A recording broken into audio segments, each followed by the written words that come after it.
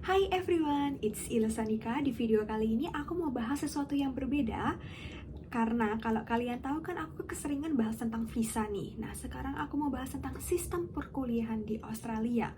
Terkhususnya aku mau bahas tentang sistem penilaian yang ada di sini gitu. Jadi kalau misalnya kalian tahu IPK atau misalnya di sini disebutnya GPA, nah ini aku mau bahas sedikit jadi kalian punya gambaran bagaimana sehingga kalau misalnya kalian datang ke sini dengan visa student terus mau tujuannya mau bekerja, jadi kalian harus sudah punya rencana ya, karena sekali lagi kalau misalnya IPK kalian jelek itu akan pengaruh juga di visa kalian, karena kalau misalnya kalian nggak lulus otomatis kan durasi kuliah kalian akan jadi lebih panjang. Nah ini aku mau bahas sedikit jadi kalian bisa punya gambaran. Oke, yang pertama aku mau bahas tentang beban belajarnya. Jadi kalau misalnya kalian mau tahu, aku dulu S1-nya juga di universitas, di sini juga aku kuliahnya di universitas, dan secara umum perbedaan yang signifikan itu adalah beban belajar dan sistem penilaiannya. Nah, beban belajarnya ini kalau misalnya kalian tahu kan di Indonesia itu SKS-nya kebanyakan 2 ya, misalnya 2 SKS, 2, 4, 6 gitu. 6 itu kayaknya dulu itu praktek dan skripsi, aku lupa. Tapi itu jarang banget, jadi kebanyakan itu kan 2 bobotnya. Sehingga waktu aku S1 dulu, dari semester 1 sampai semester 6 itu kebanyakan aku ngambil 8, 10, ya 8 10 subjek lah per semesternya. Jadi kalian bisa bayangin itu padat sekali dari Senin sampai Sabtu bahkan. Nah, kalau di sini itu cuman 4 subjek biasanya per semester, karena satu subjek itu bobotnya biasanya 10 kredit gitu atau 10 SKS. Jadi jangan heran kalau misalnya di sini juga banyak gitu anak-anak S1 sambil kerja juga, karena mereka punya banyak waktu, satu semester hanya 4, jadi nggak terlalu berat lah. Berat sih, tapi ya nggak seberat kalau misalnya kalian ngambil S1 di Indonesia gitu. Karena aku nggak tahu sistem sekarang, karena yang aku rasain dulu aku semester 1 aja aku ngambil 8 gitu, 8 subjek. Terus semester 2 aku ngambil 10, 8 lagi dan seterusnya. Jadi benar-benar padat sekali. Kedua, untuk sistem tugasnya sekali lagi lebih ringan di Australia kebanding di Indonesia. Dulu di universitas aku, satu subjek itu mereka ada 5 komponen, bukan komponen ya aku bilangnya ya, pokoknya 5 penilaian. Jadi bobotnya ini semuanya totalnya 100, tapi ada 3 tugas ini masing-masing 10% gitu diambil. Terus abis itu ada ujian semester, biasanya nih 20% atau 25%, dan sisanya itu biasanya di bobotnya itu di ujian akhir atau di final examnya. Ada yang 50%, ada yang 45%, ada yang 40 dan segala macamnya. Tapi satu subjek itu biasanya aku punya 5 tugas lah istilahnya, 5 tugas yang totalnya ini 100% gitu. Tapi kalau di sini itu kita cuma punya 3 atau 2 tugas gitu. Jadi antara kalau 3 tugas biasanya tiga-tiganya ini tugas bisa, atau misalnya salah satu tugas, 2-nya ini ujian, atau misalnya 2-nya tugas, 1-nya ujian. Jadi benar-benar macam-macam, tapi kebanyakan itu 3 atau enggak 2 tugas gitu. Jarang banget sih yang cuma ngasih satu tugas.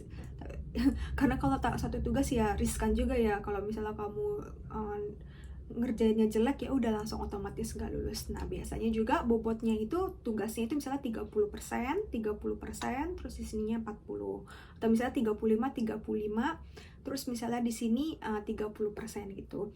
Nah tapi ada juga nih yang sedikit menjebak. Jadi di 3 tugas ini di antaranya ini jarang ya, maksudnya nggak semua tugas ada threshold namanya.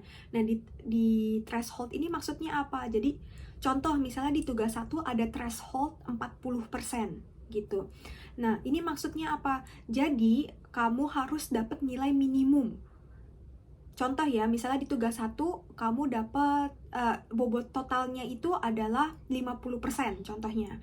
Terus misalnya ada threshold 45%. Artinya kamu harus dapat minimum tuh 22,5 per 50 untuk supaya lulus. Karena kalau misalnya kamu tidak memenuhi threshold ini, itu walaupun kamu misalnya total nilainya 70 gitu ya, tapi misal salah satu threshold ini kamu nggak memenuhi, kamu bisa fail.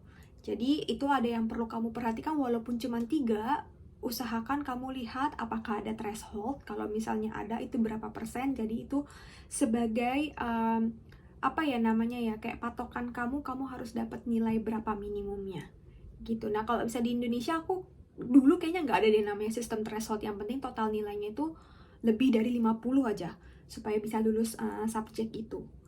Nah kalau di sini ada threshold namanya. Yang ketiga itu tentang IPK atau GPA. Nah, kalau misalnya di Indonesia kita kan pakai skala 4 gitu ya, 4,0. Kalau di sini kita pakai skala 7,0. Terus juga kalau di zaman S1 aku dulu itu ada namanya tuh A, A min, B plus, B min, kayak gitulah. Jadi ada banyak tingkatannya gitu, ada banyak range-nya. Kalau di sini enggak, range-nya hanya sedikit teman-teman.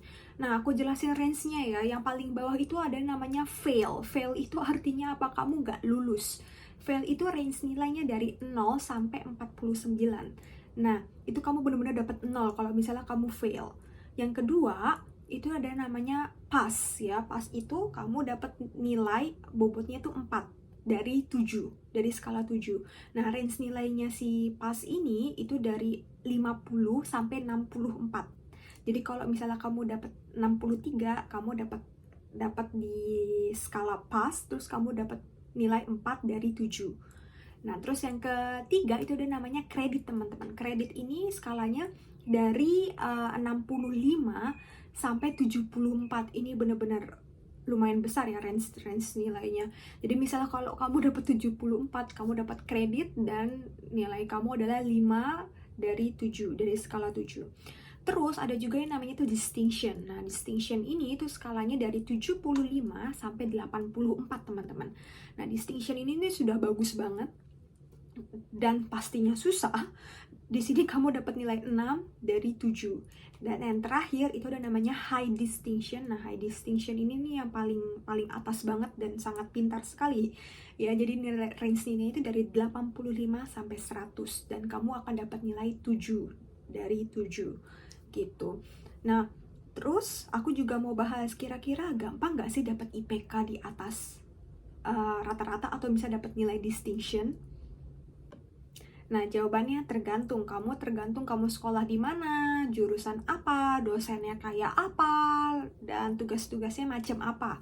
Benar-benar tergantung, tapi so far dari pengalaman aku pribadi dan cerita-cerita dari teman-temanku yang kuliahnya juga di macam-macam universitas gitu ya, menurut aku sangatlah susah untuk dapat distinction. Karena distinction itu kan 75 ya, walaupun cuma 75 kok gampang itu pasti.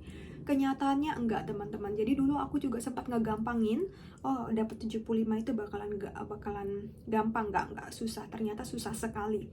Jadi kalau misalnya kalian tugas gitu ya, kebanyakan tugas aku itu bobotnya 30%. Nah, dari 30% tuh paling aku cuma dapat kadang-kadang tuh 20 atau misalnya 21. Tertinggi aku so far nih 25 out of 30 gitu. Jadi bener-bener apa ya, itu juga sulit sekali untuk dapat nilai sekitaran 20 sampai 25 ini. Aku dulu kaget banget kalau denger orang itu dapat di bawah 15. Jadi bener-bener aku dulu kaget banget. Tapi jangan heran, ternyata itu adalah hal umum. Kalian dapat misalnya cuma 12 out of 30 gitu. Jadi 12 dari 30. Jadi itu benar-benar umum sekali di sini untuk dapat nilai sekecil-kecil itu. Jadi apa ya, kalau misalnya kalian mau datang ke sini untuk kerja, terus daftar di universitas, terus tujuannya juga mau kerja, itu kalian pikirkan matang-matang ya. Kalau misalnya di universitas kayaknya nggak bisa main-main, karena memang apa ya, standar mereka itu juga lumayan tinggi dan susah juga sih menurut aku gitu. Walaupun kita misalnya udah belajar setengah mati gitu ya, karena di sini itu dosennya itu datang dari berbagai segala penjuru dunia, teman-teman. Nggak kayak di Indonesia misalnya dosennya ini asalnya dari Sumatera misalnya, atau dari Kalimantan, atau misalnya dari Bali, atau dari manapun gitu. Jadi masih sama-sama Indonesia. Nah, kalau di sini enggak. Jadi dia itu datang dari berbagai penjuru dunia yang punya pandangan dan pola pikir yang berbeda, teman-teman. Mungkin aku bisa berpikiran seperti ini karena aku dari Indonesia gitu ya, karena terbentuklah pola pikir yang demikian gitu, yang Indonesia. Nah, tapi di sini ada, karena dosen yang misalnya dari negara X terus pindah ke sini, dia punya pola pikir yang berbeda sehingga biasanya dia menyalahkan pandangan kita gitu. Jadi Aku bilang untuk dapat distinction sangatlah sulit, apalagi kamu kuliah di jurusan yang bukan ilmu pasti, yang contohnya bukan matematika atau fisika. Jadi bukan ilmu pasti itu misalnya kayak aku gini, bisnis atau misalnya psikologi dan segala macamnya yang pakai pandangan pribadi, atau misalnya ngerjainnya ini pakai logika atau segala macamnya gitu. Jadi jangan berkecil hati juga misalnya kalau misalnya kalian nggak bagus gitu ya, karena aku pribadi aku bilang ini sulit gitu. Jadi kalian kalau misalnya mau pilih-pilih sekolah universitas ya bisa ditelaah dulu ini kira-kira universitasnya gimana. Terus kalau misalnya kalian rasa kalian di sini mau bekerja, mungkin bisa pilih college yang aku nggak tahu ya sistem belajarnya gimana, yang mungkin nggak setinggi di universitas gitu. Jadi di sini aku sudah kasih gambaran tentang sistem kuliah di sini, semoga membantu dan kalian bisa memilih tempat kuliah yang cocok juga nih untuk kalian belajar. Karena sekali lagi semua kalau misalnya kalian datang dengan visa student, dari mulai absensi kalian, nilai kalian itu sangat berpengaruh dengan visa kalian gitu. Jadi jangan sampai kalian misalnya nih di sini datangnya mau kerja tapi pilihnya universitas, jadinya tugas-tugasnya sering keteter. Terus juga universitas itu kan lebih mahal ya. Bayangin aja kalian misalnya bercapek-capek kerja, kalian harus bayar fee yang sangat tinggi, terus akhirnya nggak lulus gitu loh satu mata kuliah. Satu mata kuliah itu sangat mahal teman-teman. Kayak di universitas aku tuh termasuk murah ya.